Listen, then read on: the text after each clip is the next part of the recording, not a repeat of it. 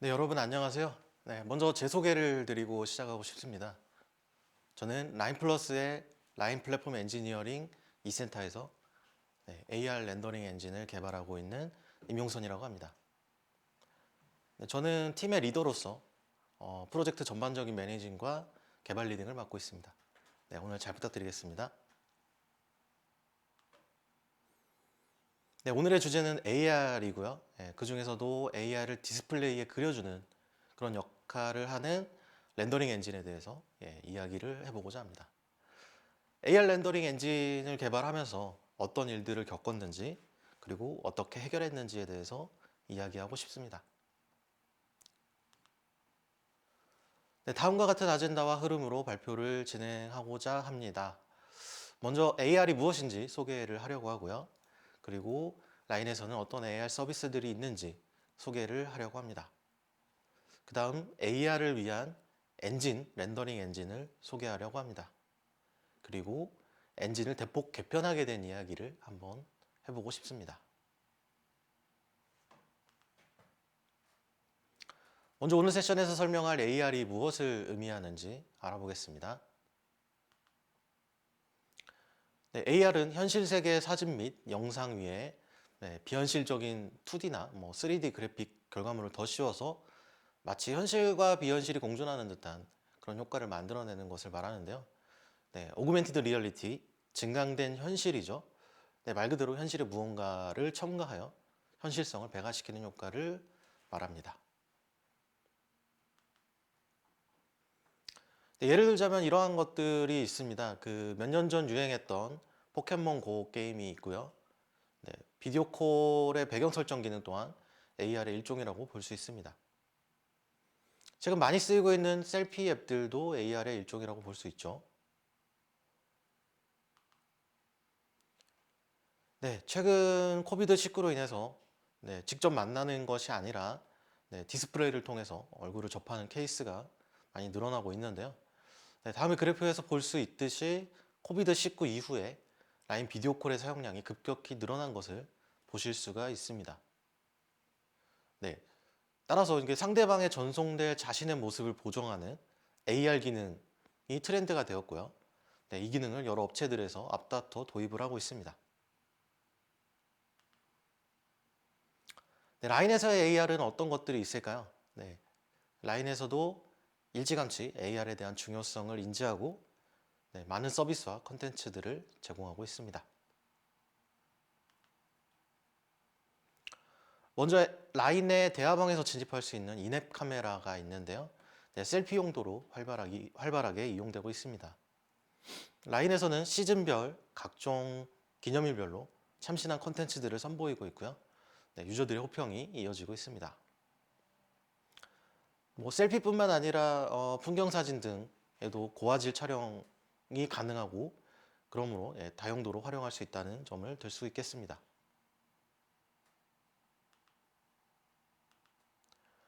두 번째는 라인의 비디오 콜인데요. 비디오 콜 이용 시 유저들은 자신의 얼굴에 재미있는 효과를 적용한 채 서로 통화를 할 수 있습니다. 또한 그런 효과들을 이용을 해서 재미있는 AR 게임들을 즐길 수도 있습니다.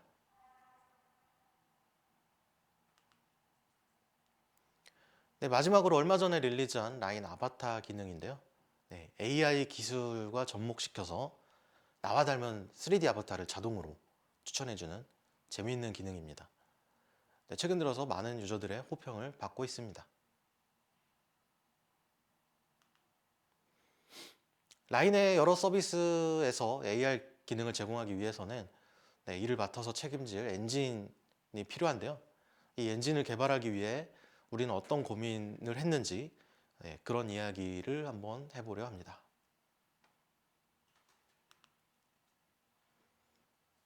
먼저 AR 렌더링을 하기 위해서는 다음과 같은 기술 스택이 필요합니다. 하지만 그래픽스와 카메라에 익숙한 개발자가 없다면 빌드업이 용이하지 않겠죠. 이러한 작업들은 서비스 개발에 큰 부담이 되고요. 그리고 성능에도 신경을 쓰지 않을 수가 없습니다. 이런 부담을 유키라는 우리의 AR 렌더링 엔진이 덜어줄 수가 있습니다. 다음과 같이 그래픽스 부분과 카메라 부분을 6기가 모두 관리하여주는 구조를 잡고 개발을 시작하였습니다. 네, 라인에 적용되어야 하는 만큼 우리의 엔진은 다음과 같은 조건을 만족해야 했습니다. 네, 먼저 가벼워야 합니다. 라인은 여러 가지 기술과 콘텐츠들의 집합체입니다. 사이즈가 가볍지 않다면 라인의 전체적인 용량이 늘어나게 되고 이는 유저 편의성의 마이너스 요소가 되겠죠. 그리고 크로스 플랫포머가 되어야 됩니다. 라인은 iOS, 안드로이드는 물론 맥과 윈도우즈 등의 여러 플랫폼을 지원하는 멀티 플랫폼 메신저이기 때문이죠. 그러므로 엔진도 언급한 플랫폼을 모두 지원해야 합니다. 그리고 퍼포먼스가 좋아야 하는데요. 라인은 여러 가지 저사양 단말들을 지원을 하고 있기 때문에 사양이 좋지 않은 단말들에서도 원활하게 동작할 수 있도록 퍼포먼스가 좋아야 하는 것들이 있습니다. 퍼포먼스는 배터리 사용량에도 영향을 미치므로 매우 중요한 조건이라고 볼 수가 있겠습니다.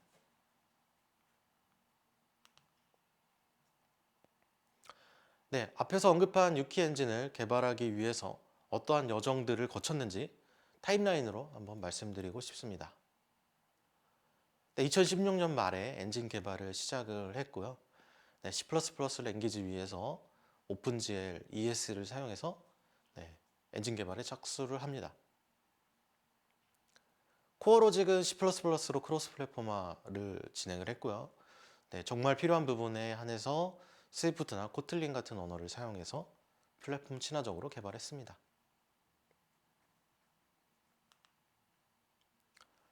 2017년 초에 라인 라이브에 6키 엔진이 처음 적용이 되었고요. 라인 라이브에서 다양한 효과를 적용할 수 있게 되었습니다. 이는 이용자들한테 큰 호평을 받는 계기가 되었고요. 라인 라이브의 6키에는 AR 렌더링 엔진뿐만 아니라 영상을 가공하고 송출하고 비트레이트를 자동 조절해주는 브로드캐스터 기능까지 포함되어 있습니다.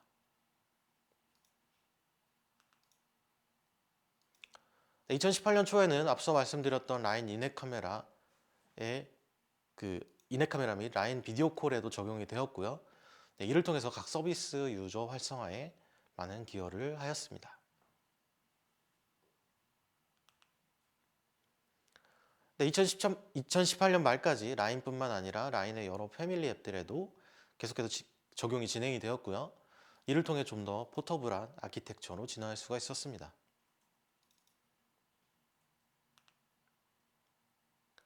2019년 초에 순조로울 것 같았던 엔진 개발 및 서비스 적용이 적용되는 서비스가 늘어나면서 우리는 몇 가지 문제에 직면하게 되었습니다.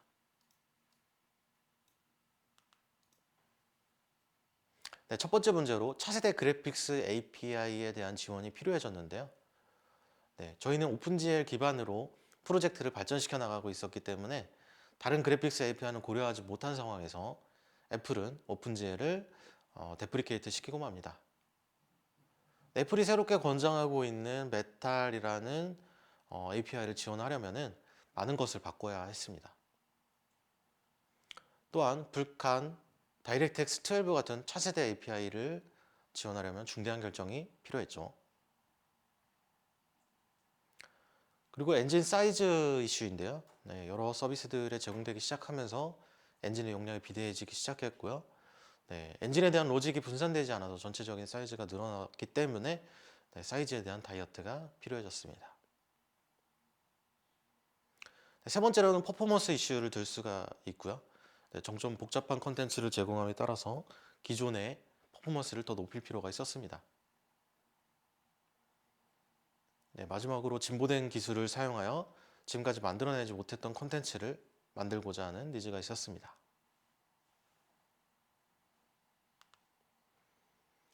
해결 방안으로 현재 사용 중인 6키 엔진의 주요 구조를 리뉴얼하게 되었습니다. 기존의 레이아웃을 보면은 6키 내부에 그래픽스 스택과 카메라 스택이 존재하는데요. 우리가 포커싱할 부분은 그래픽스 스택으로 이 부분을 리뉴얼하게 됩니다. 네, 리니어를 위해서 엘사라는 새로운 네이밍의 그래픽스 엔진을 만들게 되었습니다.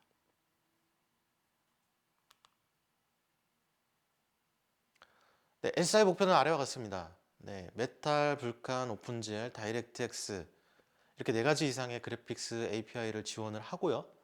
그리고 iOS, 안드로이드, 맥, 윈도우즈 이렇게 4가지 이상의 플랫폼을 지원하는 것입니다. 그리고 엘사의 사이즈는 3MB 이하를 목표로 하고요. 현재보다 월등한 성능을 내야 하고 앞으로의 코드 퀄리티를 엄격하게 제어합니다. 그리고 가장 중요한 것은 기존 엔진에서 표현할 수 없었던 신규 기술들을 접목하여 강력한 콘텐츠를 생성해내는 것에 있었습니다.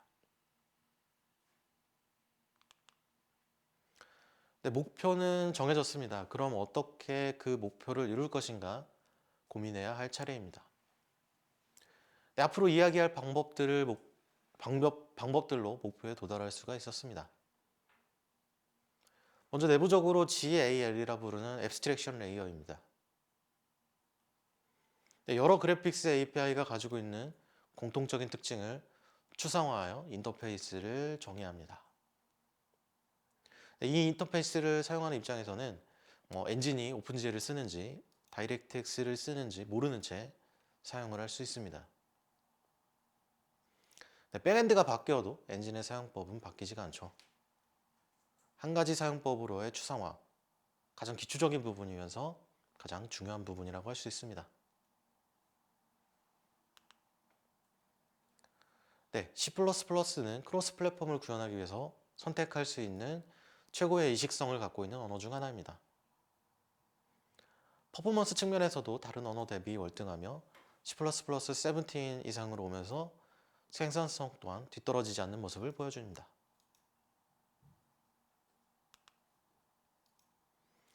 네, 다음은 스피어 V의 사용입니다. 게임을 비롯해서 컨텐츠를 만들기 위해서는 쉐이더 사용이 불가피한데요. 쉐이더도 하나의 프로그래밍 언어로서 취급이 되기 때문에 각각의 문법이 존재합니다. 앞서 말씀드렸듯이 쉐이더 역시 추상화해서 하나의 문법으로 사용할 수 있어야 합니다.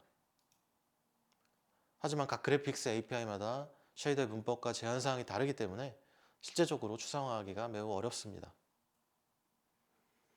네, 이에 매우 도움이 되는 솔루션이 스피어 V입니다. 스피어 V는 아래와 같이 하나의 쉐이더 문법을 중간 컴파일해서 각각의 API에 만든 쉐이더 언어로 바꿔줍니다.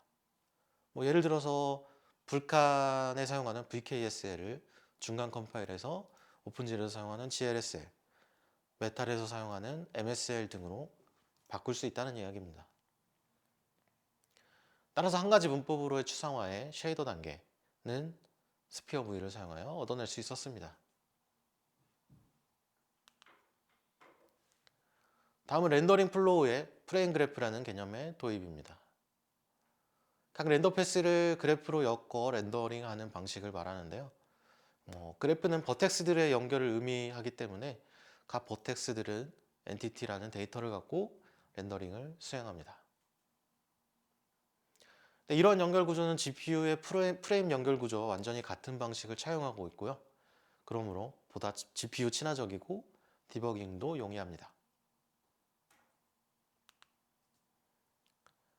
네, 엘사에서는 이 프레임 그래프를 활용하여 렌더링 성능을 이끌어내고 있는데요.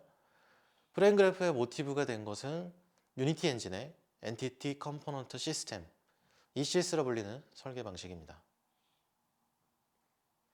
네, 그래픽스를 표현하는 데 있어서 전통적인 싱그래프 방식과는 대조되는 방식으로 싱과 노드를 하이라키 구조로 이어붙이는 방식이 아니라 엔티티에 컴포넌트를 이어붙이고 컴포넌트는 엔티티에서 활용될 데이터만을 갖는 형식으로요. 사실상 데이터 드리븐 설계 방식을 따른 방식입니다. 그림에서 보시는 것처럼 하나의 엔티티에 포지션, 벨로시티, 스프라이트 등의 컴포넌트들이 붙어 있습니다. 굳이 싱그래프와 비교하자면 노드에 해당하는 부분이 이 엔티티라고 볼 수 있겠네요. 렌더링할 때 인접한 컴포넌트 데이터를 연속으로 읽음으로써 캐시 히트 레이트를 획기적으로 올려 성능을 높이는 것이 이 방식의 핵심입니다. 하지만 데이터 드리븐 방식은 캡슐화를 위반할 수가 있고요. 결합도와 응집도를 높이는 설계적인 단점이 있습니다. 그래서 프레임 그래프는 퓨어한 ECS가 아니라 하이브리드한 ECS를 차용해서 전통적인 싱그래프 방식과 닮아 있는 방식으로 인터페이스를 설계하였습니다. 싱그래프의 기능도 일부 남아있기도 한데요.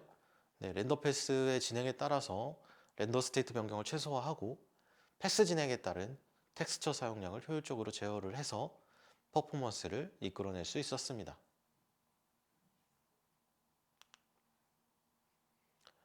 다음으로는 시각화된 툴입니다. 게임을 만들 때도 툴이 없이는 매우 힘들듯 AR 컨텐츠를 만들 때도 시각화된 툴이 필요하다고 생각하는데요. 앞으로 더 복잡하고 신선하고 강력한 AR 컨텐츠를 생산하려면 시각화된 툴이 매우 중요한 역할을 할 것이라고 생각을 합니다. 앞서 말씀드린 방식들을 활용하여 우리는 마침내 만들어낼 수가 있었습니다. 사이즈는 매우 가볍고 기존보다 뛰어난 성능을 내며 생각하겠던 모든 API와 플랫폼을 지원할 수가 있었습니다. 얼마나 개선되었는지 그래프로 살펴보겠습니다. 엘사 도입 후에 렌더링 처리에 들어가는 시간이 약 절반 이하로 줄어들었는데요. 이는 2배 이상의 성능 향상을 도출한 것이라 볼 수 있습니다. 엔진의 용량도 비약적으로 줄어들었습니다. 목표로 했던 3MB 이내에 안착해서 2MB 안팎을 달성할 수 있었습니다. 따라서 앱 사이즈가 사용성에 영향을 미치는 서비스들에도 부담 없이 적용이 가능합니다. 앞으로도 계속 유키와 엘사를 발전시켜 나가기 위해 다음과 같은 계획을 갖고 있습니다. AI와 접목해서 여러 가지 효과를 내는 필터 기능을 추가할 예정이고요. 그리고 향후에 우리의 소스를 오픈 소스화할 예정에 있습니다.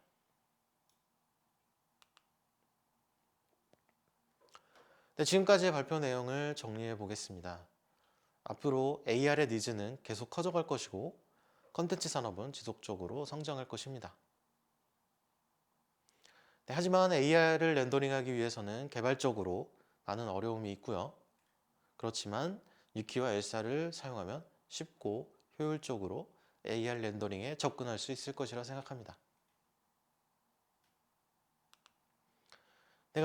제가 준비한 발표는 여기까지이고요. 끝까지 시청해 주셔서 감사합니다.